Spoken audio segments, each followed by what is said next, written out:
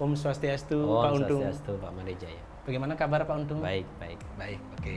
Terkait dengan ajaran atau perkembangan sejarah perkembangan ajaran agama Hindu kita ini masih banyak belum dipahami. Perkembangan awal sejarah agama Hindu khususnya di Indonesia itu seperti apa, Pak? Ya, kalau kita berbicara tentang sejarah agama Hindu di Nusantara dari zaman dulu memang dalam sejarah buku Indonesia itu memang yang paling tua itu adalah Kerajaan Kutai. Namun kalau kita melihat silsilah sejarah sebetulnya yang lebih tua lagi adalah Kerajaan Salakanagara. Salakanagara. Dari Salakanagara kemudian berkembang sampai ke Kutai, kemudian Tarumanegara, dan berkembang lagi ke timur lagi adalah ada Mataram, kemudian Singasari, dan berkembang lagi kerajaan-kerajaan yang lain termasuk kembali lagi ke Jawa Barat, ada Kerajaan Pajajaran, dan terakhir adalah Trah dari Majapahit. Nah, inilah yang kemudian menjadi titik awal kenapa proses sejarah Hindu di Indonesia ini memiliki sejarah yang sangat panjang sebetulnya. Oleh karena itu inilah yang harus kita ajarkan kepada generasi muda. Nah, untuk generasi muda Hindu kita nih, khususnya Pak Untung,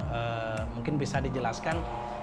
Tadi sudah sejarah kan sudah ya gitu ya. Nah, sekarang bagaimana cara kita mempelajari itu agar ajaran yang adiluhung konon katanya adiluhung ini biar bisa terimplementasikan pada diri kita, Pak. Ya, memang kalau kita berbicara tentang bagaimana belajar sejarah, jadi seolah-olah sejarah itu dianggap sebagai pelajaran yang sangat sangat kuno, bahkan dianggap sebagai pelajaran yang ya tidak usah dipelajari saja lah. Tetapi sebetulnya cara kita untuk mempelajarinya itu adalah di media kita saat ini yang sangat canggih. Kita satu bisa mengunjungi web ataupun berkaitan dengan portal-portal peninggalan sejarah di halnya pengelolaan Candi Prambanan, berkaitan dengan adanya candi-candi, situs-situs candi yang ada di Indonesia khususnya. Ini kan banyak sekali. Sehingga bisa dipelajari satu adalah dari platform media sosial. Kedua adalah kita mengunjungi langsung tempat-tempat yang bersejarah tersebut. Misalnya kita pergi ke Candi Prambanan, pergi ke situs-situs yang di zaman dulu itu banyak sekali prasasti, peninggalan-peninggalan Salakanagara, peninggalan Majapahit di Trowulan,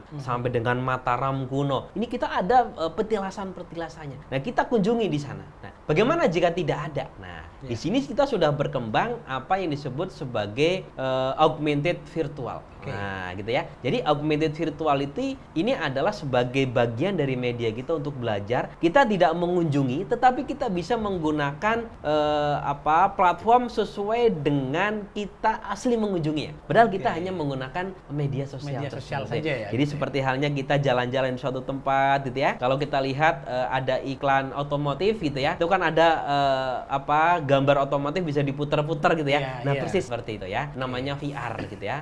Virtual reality namanya. Jadi kita seolah-olah berkunjung ke suatu tempat tersebut tetapi kita ada secara virtual. Nah, seperti itu, Pak. Oke, baik. Adakah hal positif juga atau hal negatifnya itu seperti apa nanti mohon Pak Untung untuk menjelaskan terkait dengan bagaimana teknologi ini berkembang, apakah akan menggerus ajaran agama atau bahkan bisa jadi bersinergi atau kolaborasi nih Pak Untung. Oke, baik ya. Ini pertanyaan yang menarik ya ketika ditanya bagaimana sisi positif dari kita belajar tentang sejarah Hindu. Memang kalau kita belajar sejarah Hindu itu adalah kita tidak hanya mengenal tentang penyebutan nama, tahun, tempat atau peristiwa. Namun yang lebih mengena adalah bagaimana kita mampu belajar dari cerita masa lalu agar nilai-nilai negatif yang ada di masa lalu kita tidak terapkan atau tidak terulang di dalam kehidupan kita saat ini. Nah, misalnya kita ambil contoh terkait dengan keruntuhan Majapahit itu ya. Dari beberapa contoh keruntuhan Majapahit terjadi karena faktor eksternal. Namun sebetulnya yang paling menjadi hal dominan adalah faktor internal. Terjadi yang namanya perebutan kekuasaan oleh beberapa tokoh-tokoh tertentu. Nah, ini yang kemudian menggerus dari dalam. Nah, hal seperti inilah yang sangat relevan dengan kehidupan kita saat ini bahwa berkaitan dengan peristiwa masa lalu kita harus terapkan dalam kehidupan sekarang, belajar dari sejarah agar tidak terulang hal-hal yang kelam seperti itu. Baik, demikian Pak Untung, terima kasih penjelasannya dari hal yang sederhana ya, namun banyak hal mungkin bisa kita pelajari dari apa yang sudah disampaikan oleh Pak Untung adalah pahami ajaran agama Hindu dengan baik, dengan benar. Setelah itu gunakan kebijaksanaan kita, baru kita bisa menimbulkan kesadaran pada diri kita. Demikian yang bisa sampaikan pada kesempatan ini ya Pak Untung. Terima kasih sekali lagi Pak Untung.